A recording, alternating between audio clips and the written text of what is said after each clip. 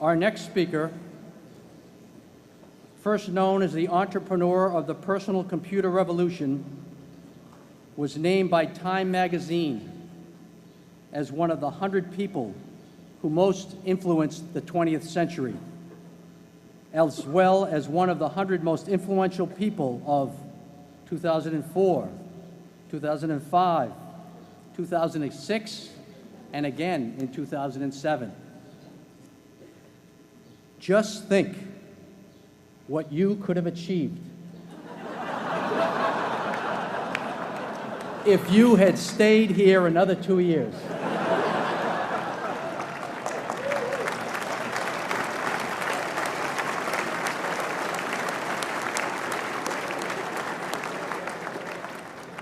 He enrolled at Harvard in the fall of 1973, keenly interested in computer science, but without a definite study plan. In between intense poker games at Radcliffe, he met his future business partner, Steve Ballmer, and he developed a version of the programming language BASIC for the first microcomputer, and co-authored and published a paper on algorithms with computer scientist Christos Papadimitriou. Our speaker is a person of many talents. A close friend in college amusingly recalls seeing him doze off during the prestigious Putnam math exam. Despite this napping, he scored remarkably well. In his junior year, he took a leave of absence from Harvard to devote his energies to Microsoft, a company he had begun in 1975 with his friend Paul Allen. Since 2000, he has begun to concentrate on a number of philanthropic endeavors, making extraordinary donations to various charitable organizations and scientific research programs around the world through the Bill and Melinda Gates Foundation. After a 33-year leave of absence from his alma mater, I am pleased to present to you Dr. William Gates.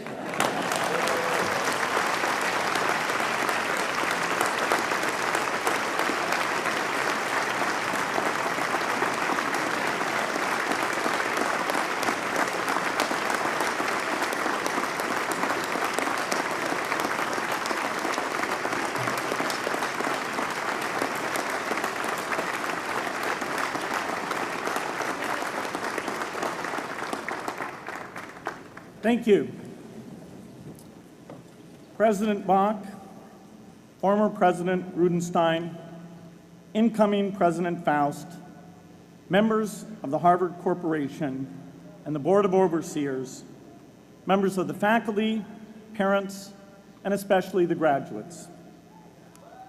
I've been waiting more than 30 years to say this. Dad, I always told you I'd come back and get my degree.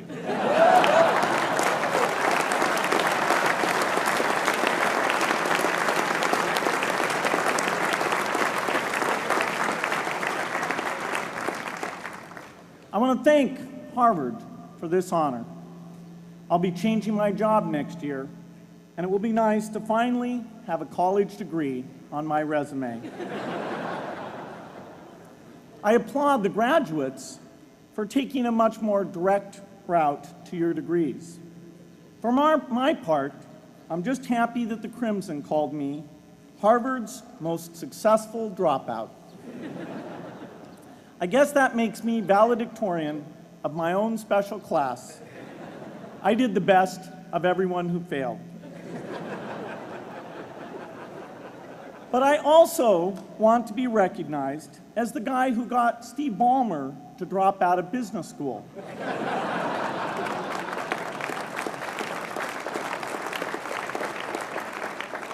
I'm a bad influence. That's why I was invited to speak at your graduation. If I'd spoken at your orientation, fewer of you might be here today.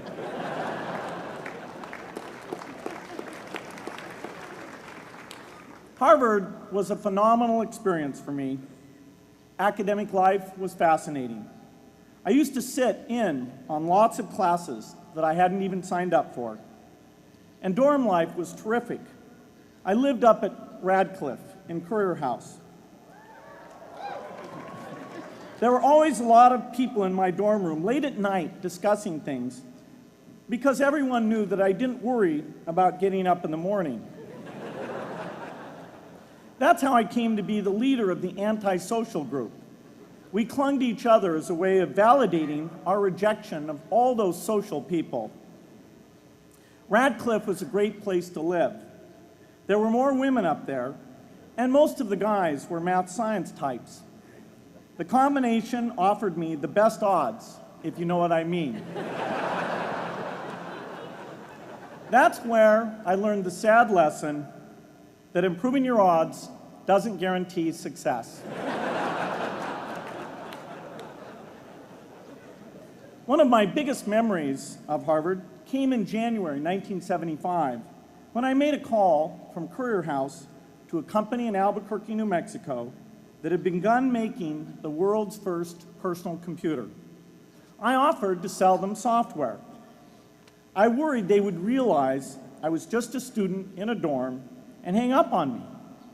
Instead, they said, "We're not quite ready. Come see us in a month," which was a good thing because we hadn't written the software yet.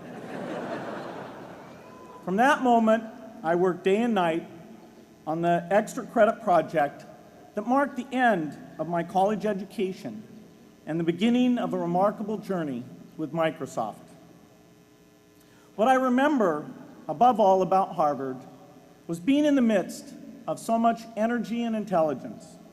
It could be exhilarating, intimidating, sometimes even discouraging, but always challenging.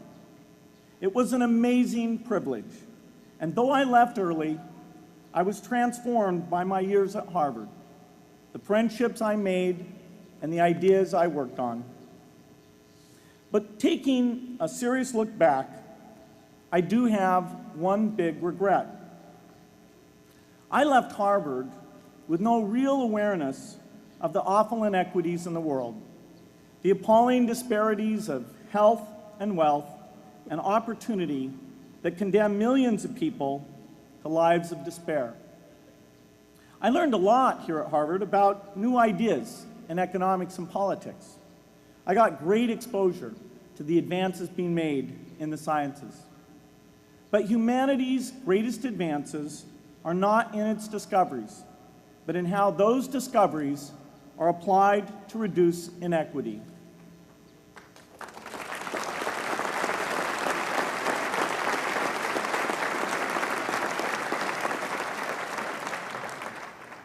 Whether through democracy, strong public education, quality health care, or broad economic opportunity, reducing inequity is the highest human achievement.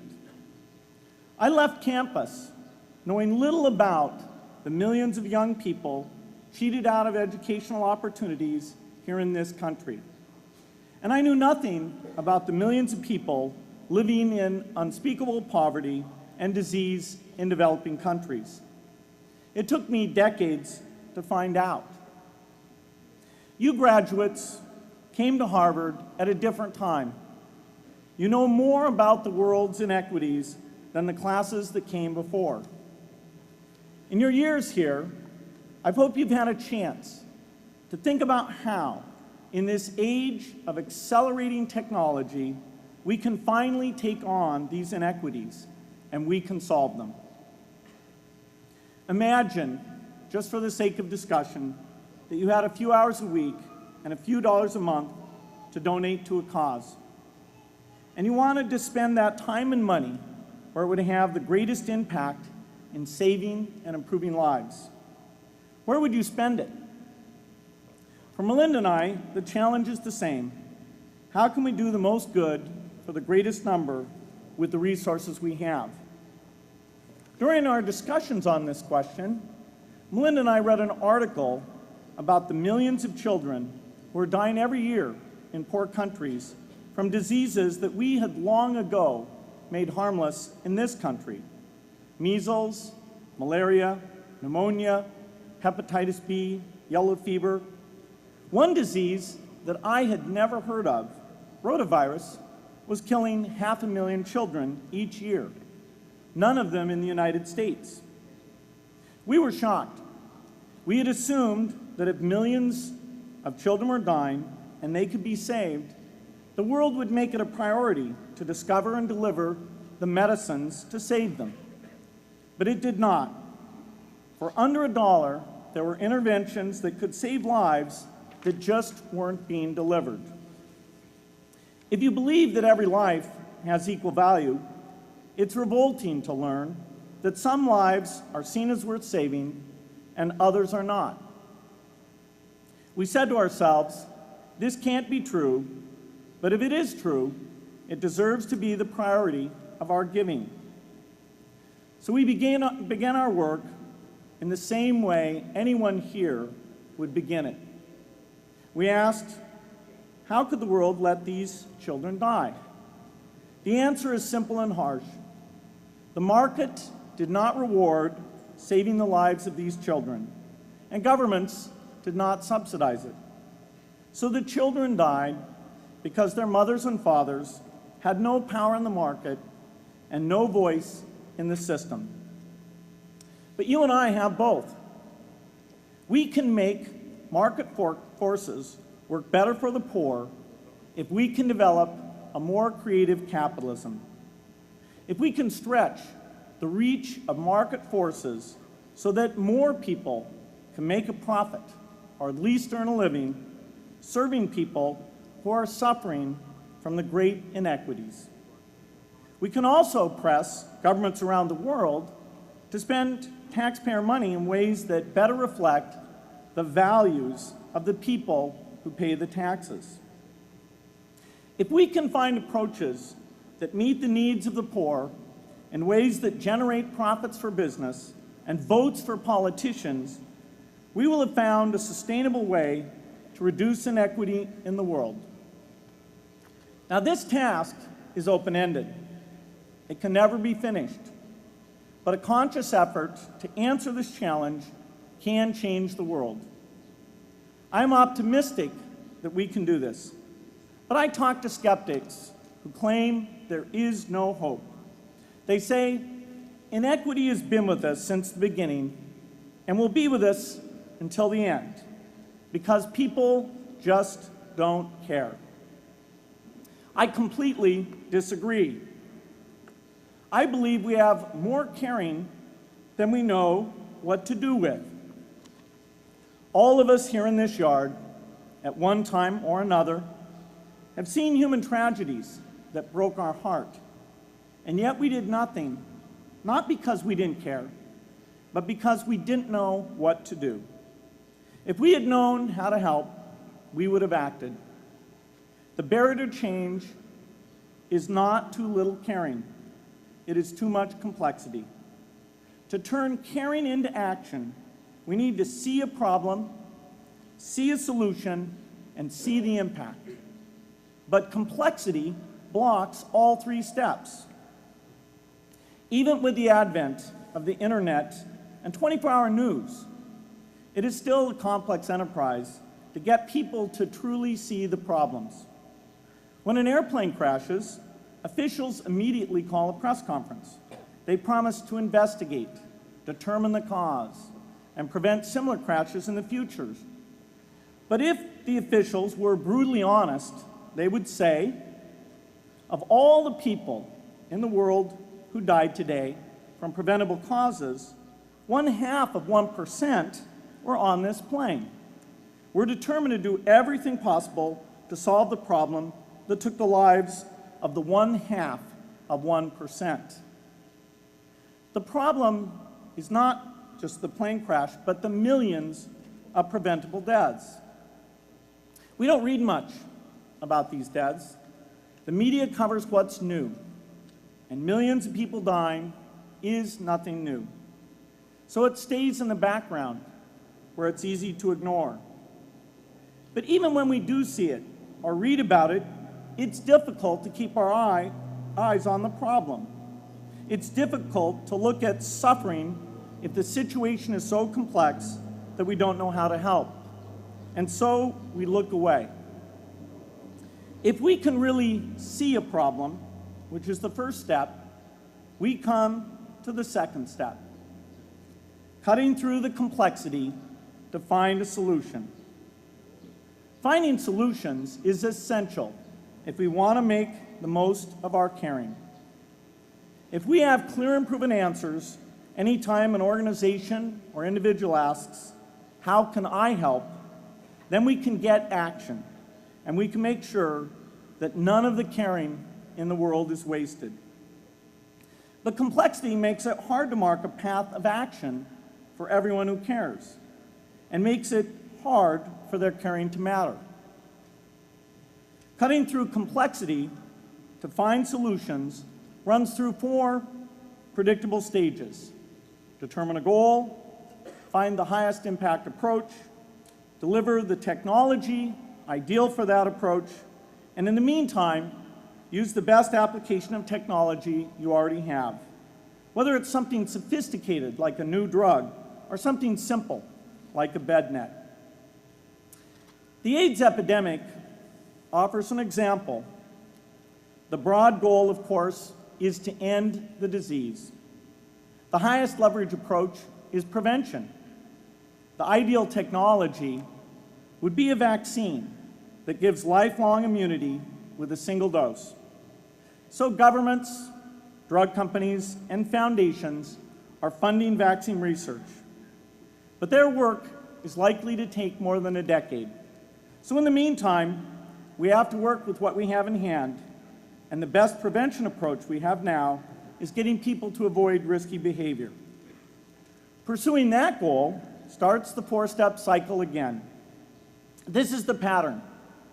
The crucial thing is to never stop thinking and working, and never do what we did with malaria and tuberculosis in the 20th century, which is to surrender to complexity and quit.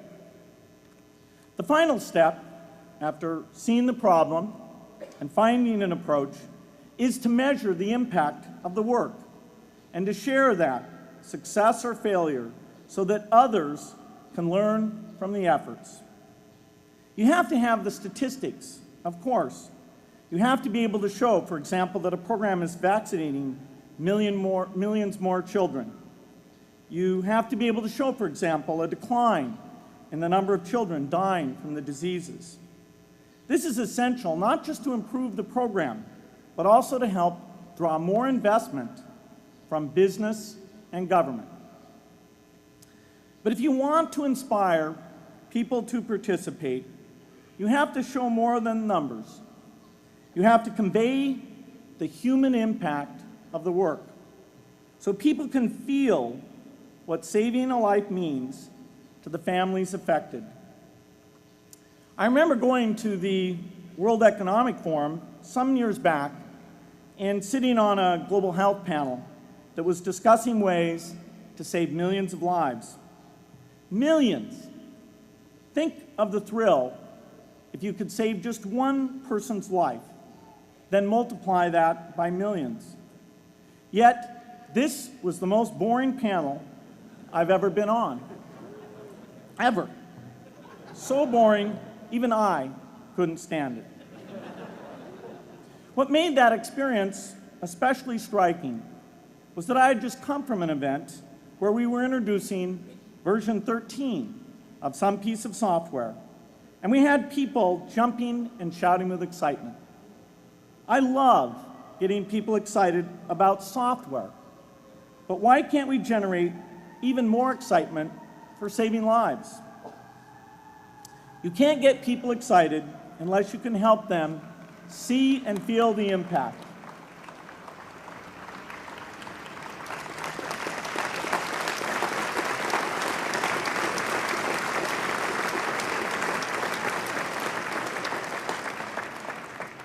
The way to do that is another complex question. Still, I'm optimistic. Yes, inequity has been with us forever, but the new tools we have to cut through complexity have not been with us forever. They are new. They can help us make the most of our caring, and that's why the future can be different from the past. The defining and ongoing innovations of this age, biotechnology, the personal computer, and the internet, give us a chance we've never had before to end extreme poverty and end death from preventable disease. 60 years ago, George Marshall came to this commencement, and he announced a plan to assist the nations of post-war Europe. He said, I quote, "I think one difficulty is that the problem is one of such enormous complexity that the very mass of facts presented to the public by press and radio make it exceedingly difficult for the man in the street to reach a clear appraisement of the situation. It is virtually impossible at this distance to grasp at all the real significance of the situation." 30 years after Marshall made his address, which was 30 years ago, as my class graduated without me, technology was emerging that would make the world smaller, more open, more visible, less distant. The emergence of low-cost personal computers gave rise to a powerful network that has transformed opportunities for learning and communicating. The magical thing about this network is not just that it collapses distance and makes everyone your neighbor. It also dramatically increases the number of brilliant minds we can bring in to work together on the same problem, and it scales up the rate of potential innovation to a staggering degree. At the same time, for every person who has access to this technology, 5 people don't. That means many creative minds are left out of this discussion. Smart people with practical intelligence and relevant experience who don't have the technology to hone their talents or contribute their ideas to the world. We need as many people as possible to gain access to this technology, because these advances are triggering a revolution in what human beings can do for one another. They are making it possible, not just for national governments, but for universities, corporations, small organizations, and even individuals to see problems, see approaches, and measure the impact of their efforts to address the hunger, poverty, and desperation George Marshall spoke of 60 years ago. Members of the Harvard family, here in the yard is one of the great collections of intellectual talent in the world. For what purpose? There is no question that the faculty, the alumni, the students, and the benefactors of Harvard have used their power to improve the lives of people here and around the world. But can we do more? Can Harvard dedicate its intellect to improving the lives of people who will never even hear its name? Let me make a request of the deans and the professors, the intellectual leaders here at Harvard. As you hire new faculty, award tenure, review curriculum, and determine degree requirements, please ask yourself, should our best minds be more dedicated to solving our biggest problems? Should Harvard encourage its faculty to take on the world's worst inequities?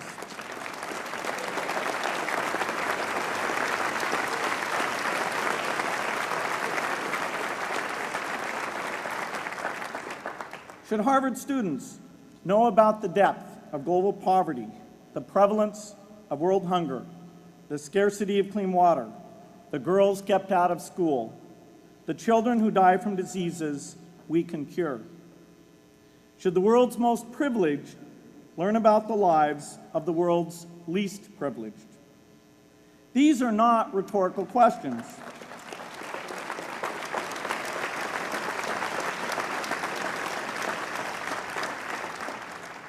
You will answer with your policies.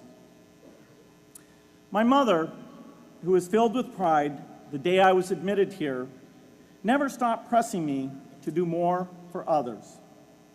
A few days before I was married, she hosted a bridal event at which she read aloud a letter about marriage that she had written to Melinda.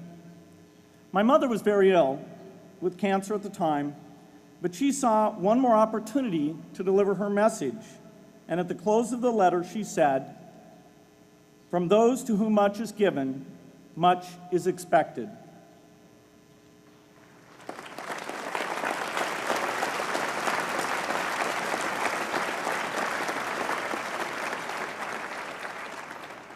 When you consider what those of us here in this yard have been given in talent, privilege, and opportunity, there is almost no limit to what the world has a right to expect from us. In line with the promise of this age, I want to exhort each of the graduates here to take on an issue, a complex problem, a deep inequity, and become a specialist on it. If you make it the focus of your career, that would be phenomenal. But you don't have to do that to make an impact. For a few hours every week, you can use the growing power of the internet to get informed, find others with the same interests, see the barriers, and find ways to cut through them. Don't let complexity stop you. Be activists. Take on big inequities. I feel sure it will be one of the great experiences of your lives.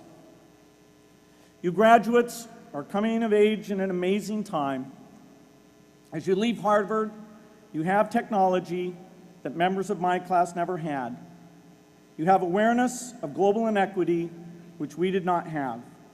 And with that awareness, you likely also have an informed conscience that will torment you if you abandon these people whose lives you could change with modest effort.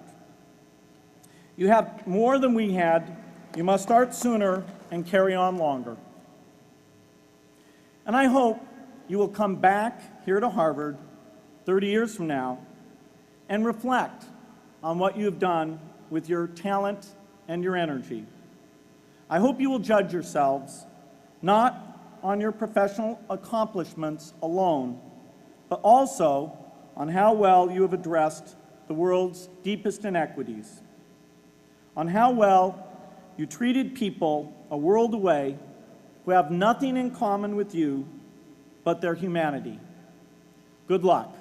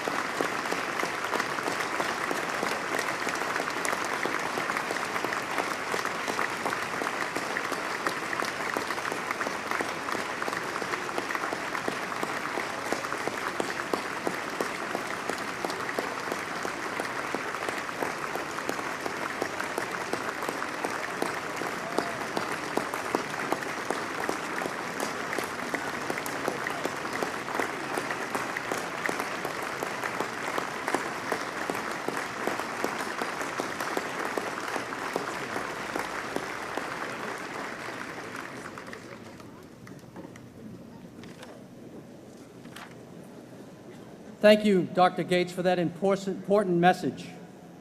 You are an inspiration to us all, and we thank you for being here today.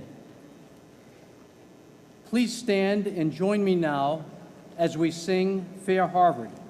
The words are included in your program.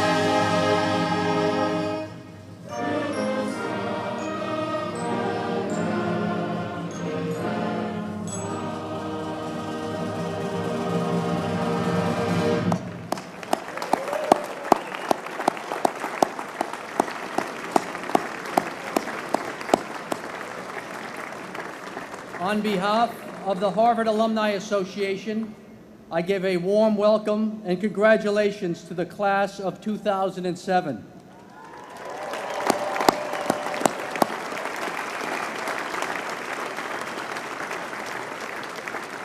I hope you will return often to Cambridge and will remain engaged with our university through the many activities offered by the HAA and the Harvard clubs around the world. In closing, let me quickly add, this year, Harvard is extending a warm welcome to the Cambridge Ridge and Latin School as they celebrate their graduating senior class. This ceremony will be held right here, beginning at 6:30. Our remarkable operations crew will now be getting this space ready for that ceremony. So it's been great to have you all here. I hereby declare that the 2007 meeting of the Harvard Alumni Association is adjourned to be reconvened on June 5th, 2008. Thank you all for coming. And Nancy, we have just heard some very exciting talks, one by Derek Bach, one by Bill Gates, and another afternoon exercise has come to the end. Tell me your impressions. Well, Bill Gates' speech was in keeping with President Clinton's charge to the senior class yesterday to go out, use the intellect, the intelligence, the education that you have had here at Harvard to make the world a better place. Bill Gates talked about his own journey from chairman of Microsoft to thinking about how to give back to the world, and his journey with his wife to discover that diseases are in fact eradicable in our lifetimes. And he and his wife are on a mission to work to eliminate the diseases of malaria, measles, rotavirus, which, as he said, kills millions of people, tuberculosis. He talked about the complexity of these sorts of problems and urged the graduates not to allow complexity to deter them. He likened his mission to the mission of the Marshall Plan, which George Marshall announced here at Harvard Commencement in 1947. And he urged the graduates to make the world a better place, even if it was only in their spare time. And with that ringing message, we bring to a close this annual afternoon exercises at Harvard Yard in the Tercentenary Theater. Glad to have had you here and hope you've enjoyed it as much as all of the people in this wonderful theater did. Thank you, and until next year, farewell.